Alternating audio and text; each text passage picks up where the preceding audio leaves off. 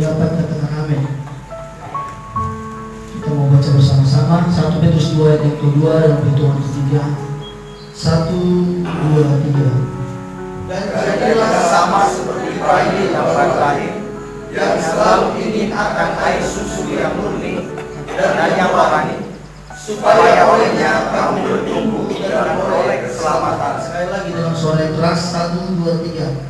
Dan jadilah sama seperti bayi yang baru lahir, yang selalu ingin akan air susu yang murni dan yang rohani, supaya olehnya kamu bertumbuh dan beroleh keselamatan. Nah, ini adalah surat Rasul Petrus yang pertama kepada orang-orang pendatang atau orang-orang perantau yang tersebar di beberapa tempat.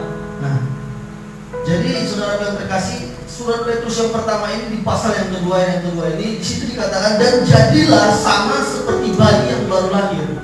Bukan jadi bayi rohani, bukan jadi anak-anaknya belum dewasa rohani, bukan itu. Tapi ini adalah bagaimana kita harus mempunyai keinginan seperti anak bayi yang baru lahir. Keinginan.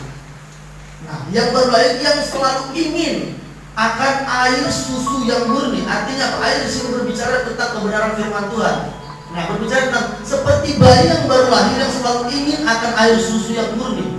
Jadi kehidupan kita harus mengingini kebenaran firman Tuhan yang murni, bukan kebenaran firman Tuhan yang tidak murni. Artinya apa? Artinya di luar kebenaran firman Tuhan.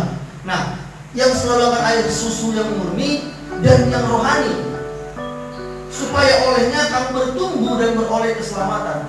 Anak bayi kalau tidak minum susu pasti akan bertumbuh. Dia mungkin kalau minum susu pasti akan nangis. Dan mungkin kehidupannya, dan mungkin dia tidak akan bertumbuh. Nah, begitu juga dengan kehidupan kita, saudara integrasi. Tanpa kebenaran firman Tuhan, kita tidak akan bisa selamat. Tanpa kebenaran firman Tuhan, kita tidak akan bisa bertumbuh secara rohani. Nah, makanya kita itu harus terus mempunyai keinginan seperti anak bayi. Bagaimana anak bayi setiap harinya memang harus bergantung pada susu. Nah, begitu juga dengan kita. Setiap harinya kita harus terus bergantung kepada firman Tuhan. Yang mau saya bahas pada pagi hari ini adalah tetap lapar akan Tuhan. Yang mau saya bahas hari ini adalah tetap lapar akan Tuhan. Setiap manusia pasti ingin yang namanya pasti mempunyai rasa lapar. Nah, jadi tiap hari harus disuplai dengan makanan, ya. Hidup kita juga seperti itu, saudara terkasih. Kehidupan kita harus bergantung pada kebenaran firman Tuhan. Tanpa kebenaran firman Tuhan, dan saya katakan kehidupan kita tidak bisa bertumbuh. Nah, apakah saat ini atau pagi hari ini Anda dan saya lapar kebenaran firman Tuhan? Orang yang sering datang ke tempat ibadah belum tentu dia lapar kebenaran firman Tuhan. Orang yang sering datang ke tempat perkumpulan peribadatan belum tentu dia lapar akan kebenaran firman Tuhan. Bisa saja karena dia datang hanya karena rutinitas. Bisa saja dia datang karena takut nanti disinggung. Bisa saja dia datang karena sudah datang sudah daripada nanti ribut atau bagaimana. Bisa saja yang terkasih. Tanpa dia mempunyai keinginan lapar akan kebenaran firman Tuhan, lapar akan Tuhan.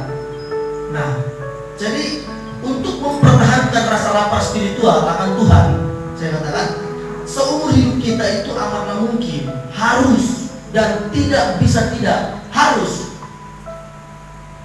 kita pertahankan rasa lapar itu. Rasa lapar apa? Rasa lapar kepada Tuhan. Nah, yang menjadi pertanyaan bagaimana caranya agar kita terus mempertahankan rasa lapar kita yang kepada Tuhan. Kita mungkin dalam hidup ini lapar, kalau kita lapar itu makan nasi, ya. Hidup kita ini juga secara biologis atau secara pengetahuan alam dibilang tanpa kita buat-buat pun pasti kita akan lapar kalau udah gak makan. Nah, tapi di dalam kerohanian rasa lapar itu muncul tergantung dari diri kita sendiri. Bagaimana cara membuat kita lapar akan Tuhan? Yuk kita bahas hari ini, saudara meditasi. Ada 5 cara yang mau saya sampaikan bagaimana mempertahankan rasa lapar spiritual kita. Pertama, ingatkan diri kita betapa Tuhan mengasihi hidup kita. Amin. Bagaimana kita mau melapar akan Tuhan? Bagaimana kita lapar spiritual kita kalau kita tidak tahu bagaimana Tuhan mengasihi hidup kita? Nah, orang bisa berubah atau orang bisa mengalami perubahan atau pertobatan dari kehidupan yang tidak benar kepada kehidupan yang benar kepada Tuhan. Itu karena dia sudah mengalami namanya kasih Tuhan. Kalau belum dia mengalami namanya kasih Tuhan, dia tidak akan pernah bisa berubah. Nah, saudara, semakin kita memahami betapa Tuhan mencintai kita, disitu juga semakin kita bisa mencintai Tuhan. Amin. Saudara bisa bilang, saudara berdoa setiap hari 2 jam, 5 jam, atau berapa jam setiap hari. Saudara kira Tuhan semakin cinta sama saudara? Tidak. Saudara bisa jadi menyembah Tuhan berapa kali satu hari, 10 kali satu hari. Saudara kira Tuhan semakin sayang sama saudara? Tidak. Mungkin saudara bingung, ini pengajaran sesat. Nah, tidak saudara yang terkasih. Seberapa banyak saudara membaca firman Tuhan setiap hari, saudara kira Tuhan semakin cinta sama saudara? Tidak. Karena apa saudara yang terkasih? Karena Tuhan itu sudah cinta dari dulunya dan tidak pernah bertambah. Tuhan itu tidak pernah berubah dulu, sekarang, dan sampai selamanya. Tuhan itu adalah kasih. Tetapi apa? Tetapi ketika kita membaca firman Tuhan setiap hari, kita yang semakin cinta sama Tuhan. Ketika kita menyembah Tuhan setiap hari, kita yang semakin sayang sama Tuhan. Ketika kita berdoa setiap hari, kita yang semakin menghormati Tuhan. Itu saya katakan, Tuhan tidak bisa bertambah. Dia tetap Allah itu kasih. Berdoa kali macam berdoa itu tingkatan seberapa banyak engkau menyembah Tuhan. Itu adalah tingkatan seberapa besar engkau mengasihi Tuhan, seberapa besar engkau mencintai Tuhan, seberapa besar engkau menyayangi Tuhan, menghormati Tuhan, memprioritaskan Tuhan dalam setiap kehidupan saya dan saudara. Jadi saya katakan, untuk mempertahankan rasa lapar spiritual kita, ingatkan diri kita saudara, betapa Tuhan sangat mengasihi kita, betapa Tuhan sangat mencintai saya dan saudara. Tanpa kita sadari ini, kalau kita tidak menyadari ini, kita tidak akan bisa mempertahankan rasa lapar kita kepada Tuhan. Kita selalu acuh kepada Tuhan kalau kita tidak pernah merasakan kebaikan Tuhan atau melupakan kebaikan Tuhan dalam hidup kita. Itu pasti. Bagaimana anak bisa menghormati ayah dan ibunya? Bagaimana anak bisa menyayangi ayah dan ibunya? Kalau ayah dan ibunya tidak memberikan sesuatu yang orang tua yang tidak memberikan sesuatu yang terbaik dalam kehidupan anak ini. Sama seperti teman kita juga, saudara kita, siapapun orang yang kita cintai juga, kalau dia tidak ada memberikan sesuatu yang terbaik dalam hidup kita, kita tidak akan terus bergantung pada dia pastinya. Tetapi karena apa? Karena kita sudah merasakan kebaikan dari saudara kita, orang tua kita, keluarga kita, maka kita bisa bergantung pada itu secara dunia. Kenapa anak bergantung kepada orang tua? Karena dari kecil orang tua sudah memberikan kasihnya, sudah memberikan cintanya kepada anak ini, sudah memberikan yang terbaik untuk anak ini. Makanya kalau anak ini mau mencintai orang tuanya, harus sadar bahwasanya orang tua itu sudah memberikan yang terbaik kepada dirinya. Itu yang mudah-mudah.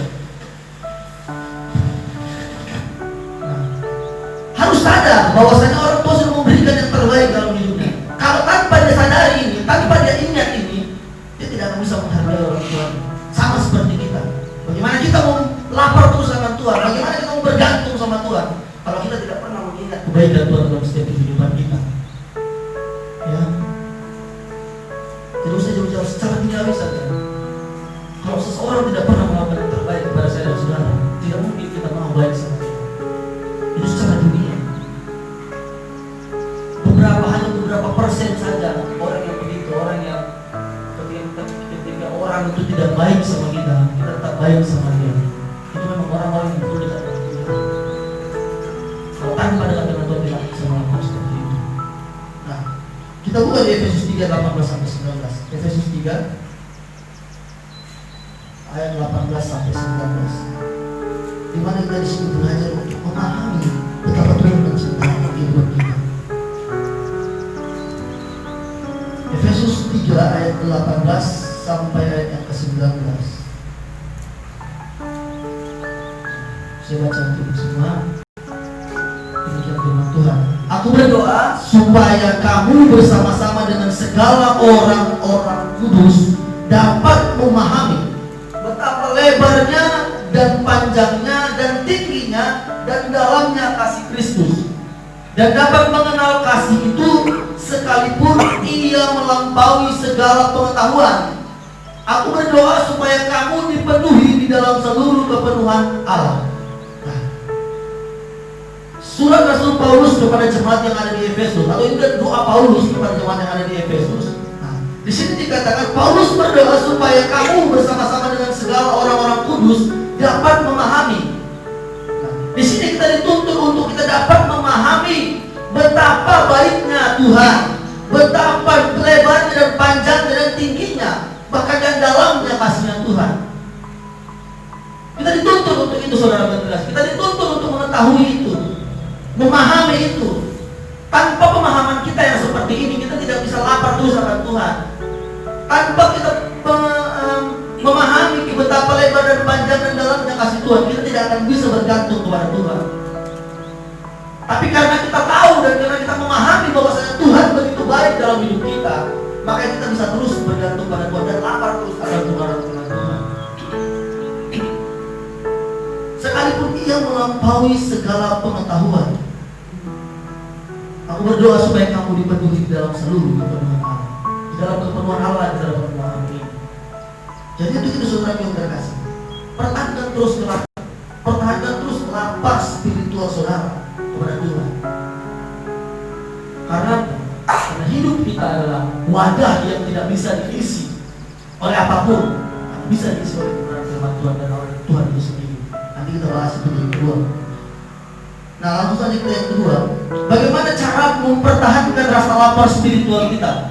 Yang kedua adalah berhenti mengenyangkan diri Anda dan saya dengan mengisi makanan sampah. Nah, saudara, karakter itu muncul dari kebiasaan. Ya. Awalnya kebiasaan hingga jadi biasa. Terus dilakukan menjadi karakter. Itu makanya saya katakan bagaimana agar karakter kita menjadi orang yang baik. Ya, dengan cara apa? Dengan cara isi kehidupanmu, lakukan. Makanya ada quotes bilang begini, the power of habit, kekuatan dari kebiasaan. Itu ya, mungkin itulah mau mendekati. Saya belum bisa bahasa itu, saudara. The power of habit, kekuatan dari kebiasaan. Semakin kita biasa melakukan hal-hal yang tidak benar, terus kita lakukan itu yang akan menjadi karakter kita. Ya. Tapi ketika kita melakukan terus hal yang benar, karakter hidup kita menjadi orang yang benar. Jadi saya katakan mempertahankan rasa lapar spiritual kita dengan cara berhenti mengenyangkan diri saya dan saudara dengan makanan sampah. Sampah artinya saya mau katakan di sini hal-hal duniawi. Stop mengisi kehidupan kita, mengenyangkan hidup kita untuk makanan sampah. Tadi saya katakan apa? Kita ini adalah makhluk spiritual dengan lubang berbentuk Tuhan. Nah, hanya bisa diisi oleh Tuhan sendiri, tidak bisa diisi yang lain, tidak bisa. Ya, karena firman Tuhan bilang apa? Hidupmu adalah baik Roh Kudus, baik Allah. Jadi hanya bisa diisi Tuhan sendiri. Nah, ketika kita mencoba mengisi kekosongan itu dengan apa? Dengan gaji kita, dengan status kita, dengan kesuksesan kita, dengan harta kita, dengan prestise kita, dengan apapun di dunia ini. Kalau kita mengisi hal-hal itu dalam kehidupan kita, mengenyangkan hidup kita dengan hal-hal yang seperti ini, saya mau katakan saudara yang terkasih, maka itu tidak akan memuaskan kita. Tidak akan pernah kita puas. Kita terus tidak pernah yang namanya bersyukur kalau kita mengisi kehidupan kita dengan hal-hal duniawi.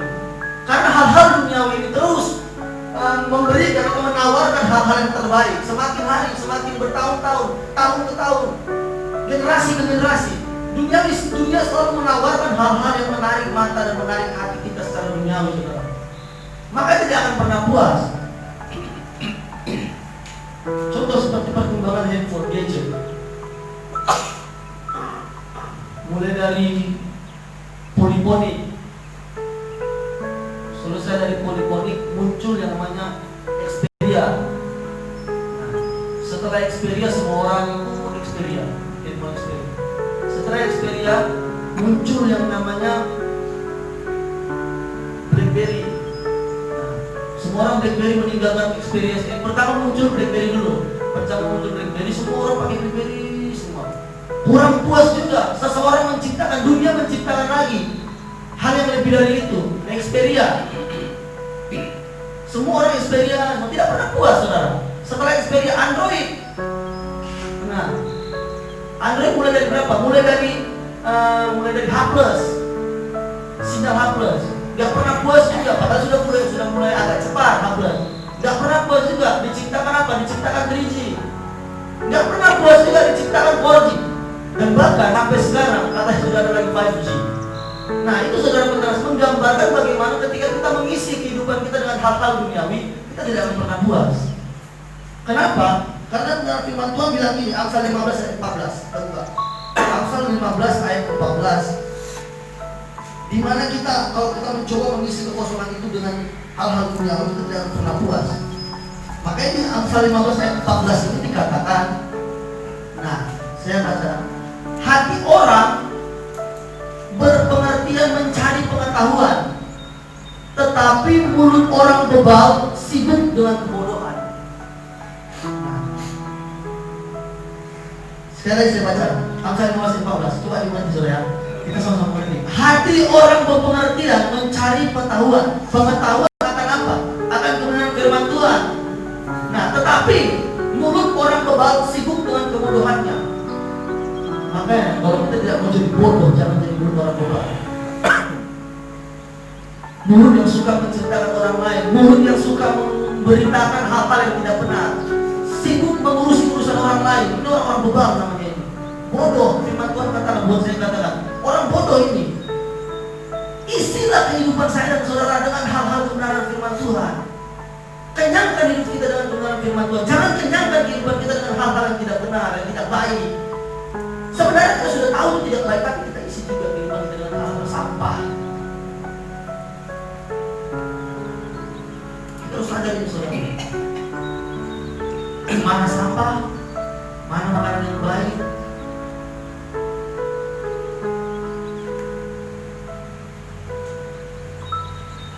Jadi isilah hidup kita dengan hal-hal yang berguna. Amin.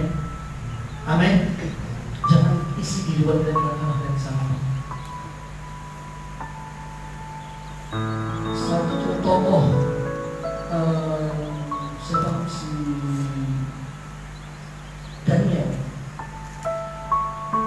Bahkan Daniel ketika dia berada di dalam kerajaan, Nebukadnezar, dia mempunyai komitmen untuk tidak memakan makanan raja, tidak menajiskan dirinya, mengharamkan dirinya untuk makan makanan raja. Tetapi apa saudara? Tapi dia mau mengisi kehidupannya hanya dengan Tuhan.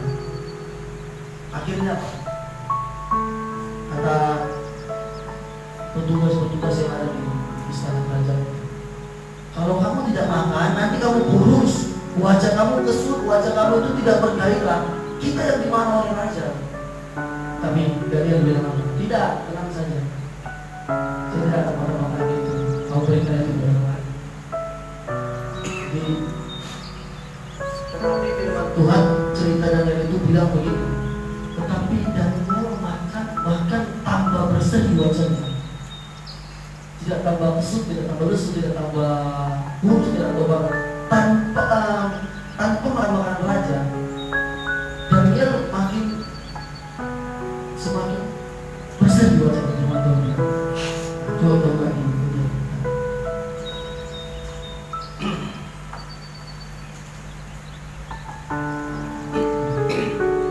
Di sini dikatakan di ayat yang ke-8. Daniel berketetapan untuk Daniel pertama, Daniel pasal 1 ayat yang ke-8. Daniel berketetapan untuk tidak menajiskan dirinya dengan santapan raja dan dengan anggur yang biasa diminum raja. Dimintanyalah kepada pemimpin pegawai istana itu supaya ia tak usah menajiskan dirinya. Maka Allah mengaruniakan kepada Daniel kasih dan sayang dari pemimpin pegawai istana itu. Tetapi berkatalah pemimpin pegawai istana itu kepada Daniel, aku takut kalau Tuanku Raja yang telah menetapkan makanan dan minumanmu berpendapat bahwa kamu kelihatan kurang sehat daripada orang-orang muda lain yang sebaya dengan kamu, sehingga karena kamu aku dianggap bersama oleh raja. Memang makanan-makanan duniawi kelihatannya memuaskan kita, kelihatannya mengenyangkan kita, saudara. Tetapi di sini saya katakan kepada kita semua, tidak bisa mengenyangkan kalau makanan duniawi. Memang kelihatannya menggiurkan, membuat kita kenyang, tapi nyatanya tidak.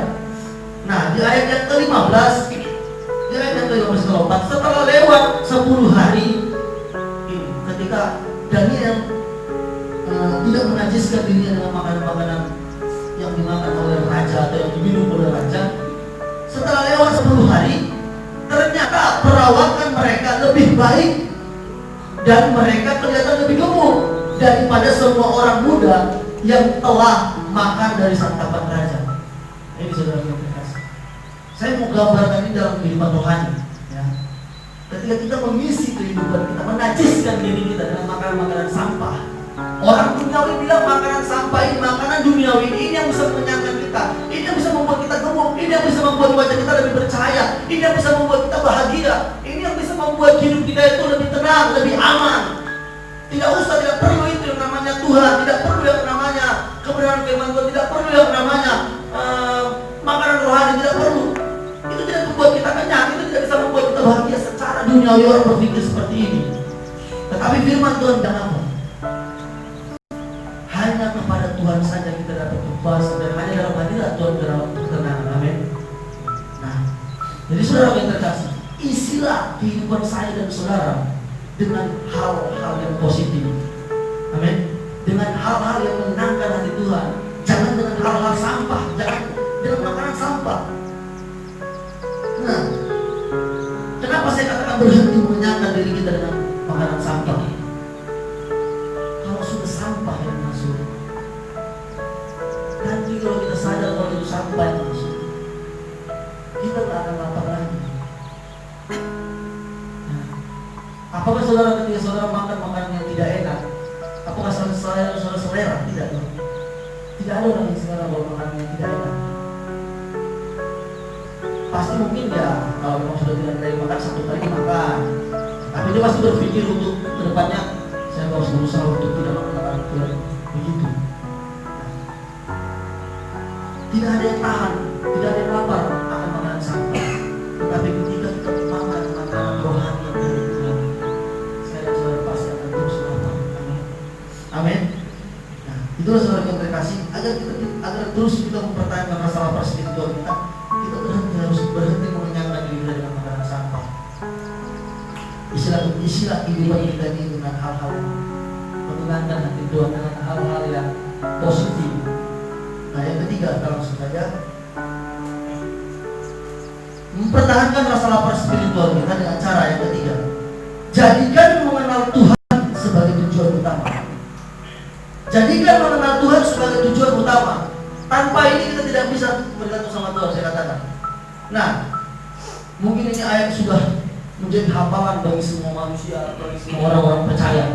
Di dalam Matius 6 ayat 33, ya, ketika dibilang jadikanlah segala sesuatu itu awalnya itu berkasih Tuhan.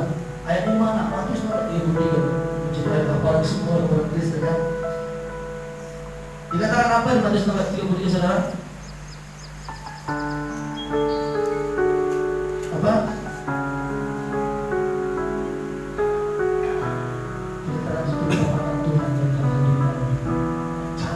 Dahulu kerajaan Allah, maka semuanya akan ditambahkan. Ingat, semuanya itu akan ditambahkan.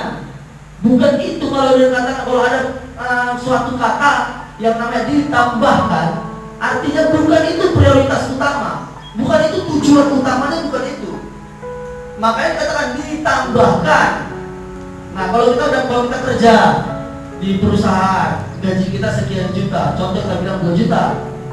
Tapi tiba-tiba karena kita rajin, nggak pernah ada absen, nggak pernah ada izin, gaji kita bertambah jadi 2.500.000 kalau kerajinan. Nah, karena kita prestasi kita meningkat, kita dapat insentif lagi 200 jadi 2.700.000. Nah 700 ini yang dibilang ditambahkan kalau kita mengutamakan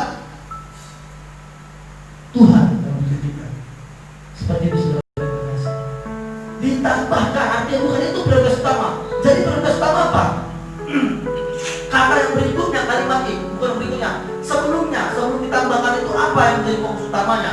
Cari dahulu kerajaan Allah, prioritaskan utama. Dalam kehidupan kita harus tahu apa prioritas kita, apa menjadi prioritas utama kita. Nah, menjadi prioritas utama kita apa? Firman Tuhan sudah bilang, manusia diciptakan untuk melakukan hal-hal yang baik, bukan untuk melakukan hal-hal yang tidak baik. Itu prioritas utama kita, untuk menyembah Tuhan. Bangsa Israel, Tuhan keluarkan dari tanah Mesir, dari perbudakan yang ada di Mesir untuk apa? Untuk beribadah kepada Tuhan, untuk menyembah Tuhan. Itu tujuan utama sebenarnya. Untuk menyembah Tuhan, karena Tuhan mau disembah, karena Tuhan senang disembah. Maka bangsa Israel dikeluarkan dari tanah Mesir, dari perbudakan yang ada di Mesir. Firman Tuhan bilang apa? Bahwa bangsaku, umatku, Israel keluar dari tanah Mesir agar mereka bisa beribadah kepadamu. Nah, kehidupan kita juga sama sampai saat ini. Tuhan membuat tujuan hidup kita itu untuk memprioritaskan Tuhan dalam setiap kehidupan kita. Katakan amin. Amin. Itu prioritas utama kita, saudara. Kita harus sadar ini agar kita terus mau datang kepada Tuhan, terus melapar akan Tuhan.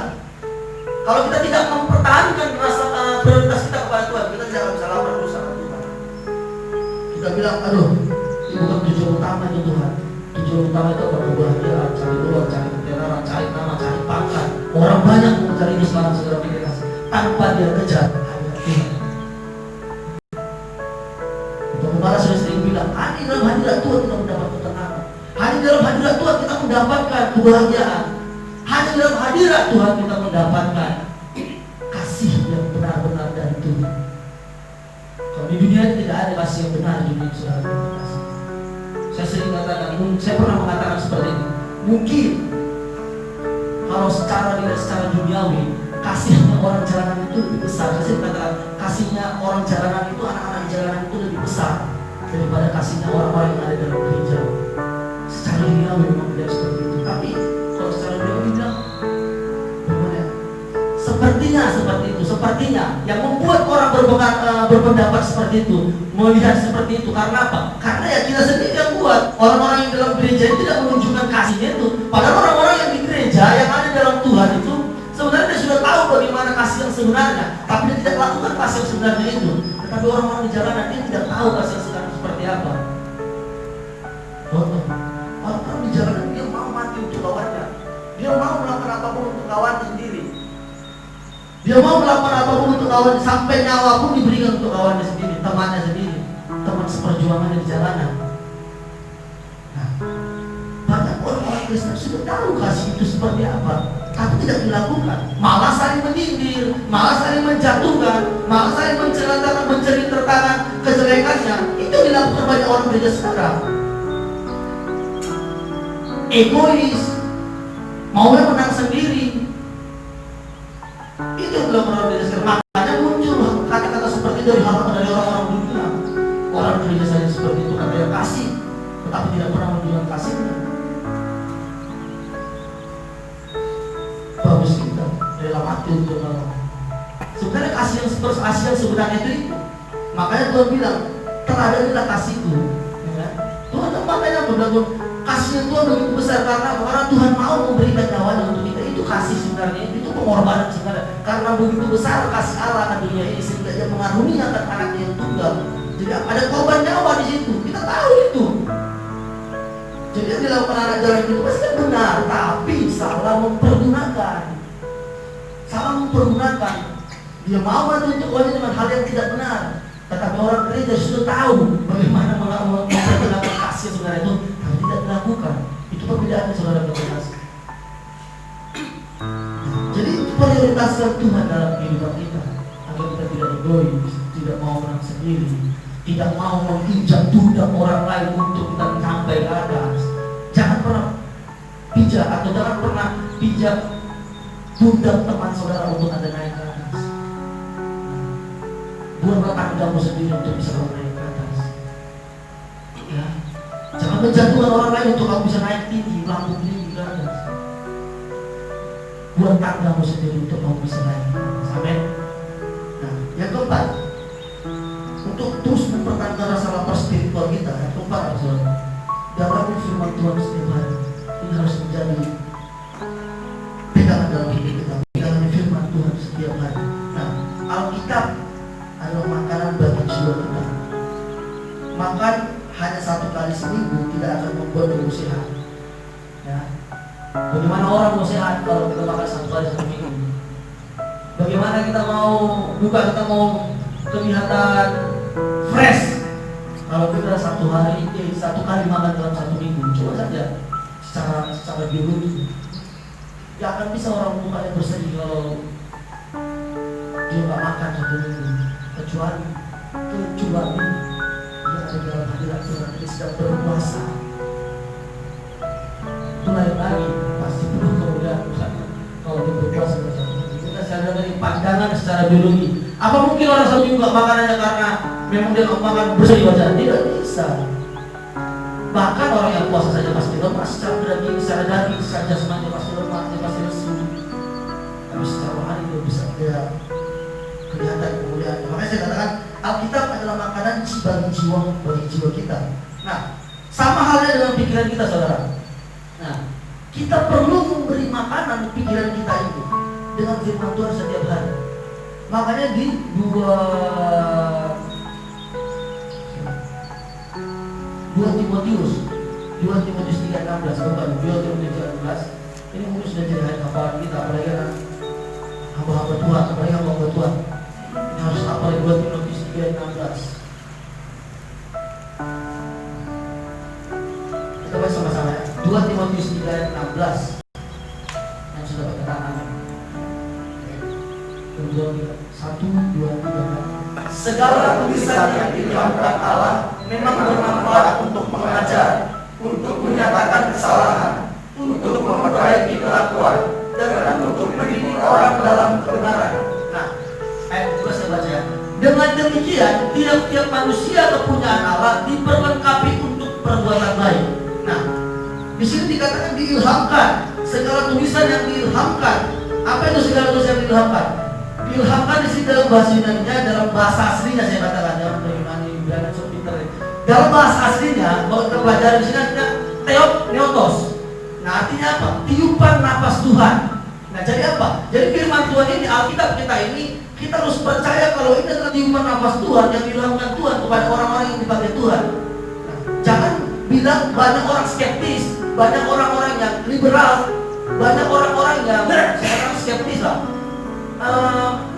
Mengatakan Alkitab ini adalah hanya historis, tidak ada kuasa dan historis doang. Itu hanya cerita zaman dulu saja. Apa mungkin orang menuliskan ini dari beberapa ribu tahun yang lalu? Itu orang-orang yang bilang kualitas seperti itu. Tetapi kita orang-orang yang percaya kepada Tuhan harus mempertahankan ini, harus mengimani ini. Memang harus percaya dengan iman bahwasanya segala tulisan yang diilhamkan Allah, artinya bahwa firman Tuhan ini adalah nafas Tuhan itu sendiri. Nah, memang bermanfaat untuk mengajar kita. Kita terus belajar terus menerus saudara yang terkasih.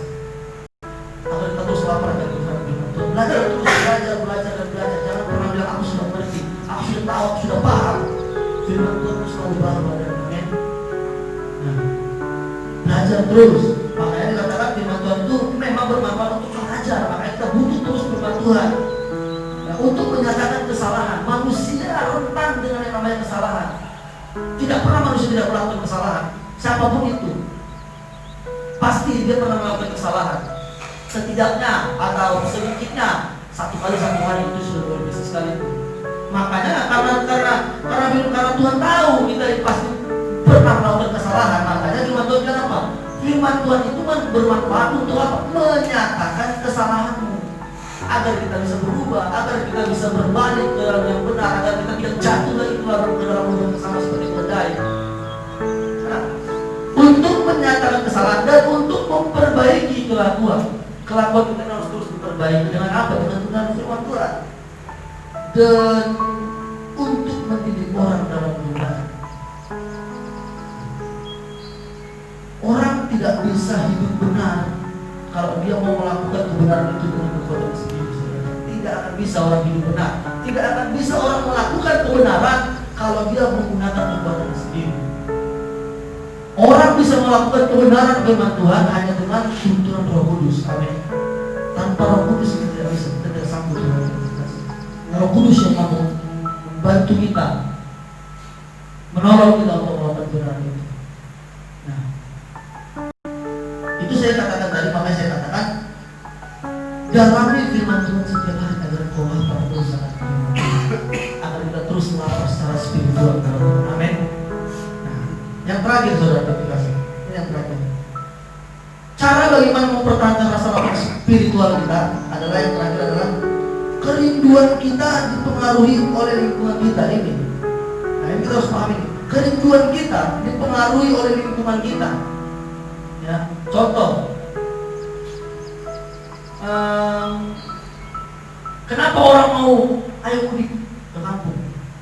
Nah, pasti ada sesuatu hal, ada kerinduan yang satu hal atau beberapa lain hal yang membuat dia rindu akan tempat yang pernah dikunjungi atau tempat kelahiran, contoh saya katakan seperti ini saudara.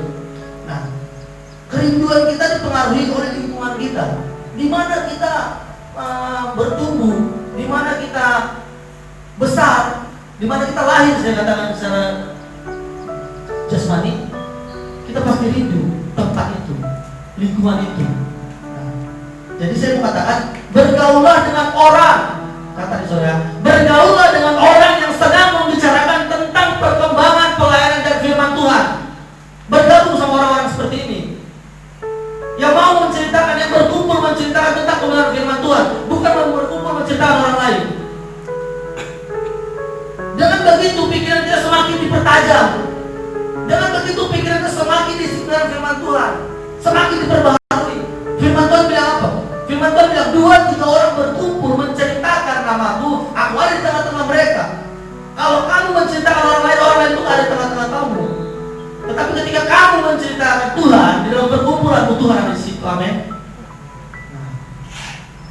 Tidak ada firman Tuhan bilang 2-3 orang berkumpul menceritakan orang lain itu ada di situ, aku ada di situ. Tidak mungkin. Tidak ada firman Tuhan bilang seperti itu.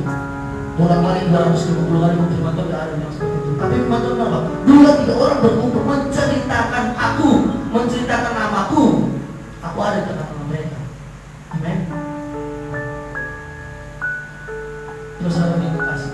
Mari kita berkumpul menceritakan Tuhan. Gimana Tuhan? 1 Korintus 9:3.